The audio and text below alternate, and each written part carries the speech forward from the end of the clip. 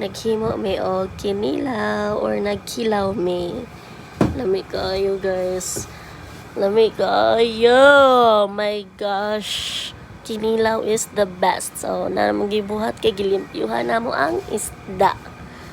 Istang kinilaw ni guys. And then, ukay-ukay din na namo kay ukay kay basig na ay makita nga dili pareha nato char. Bitaw guys ay lami gyud kayo ang kinilaw gyud man. So mo na gibutang taog lemon, then suka, daghan nga suka.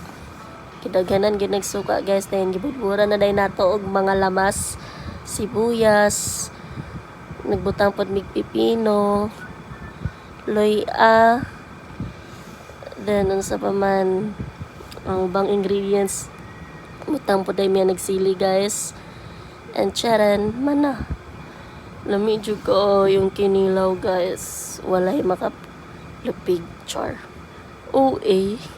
Mara na siya guys, see you on my next vlog.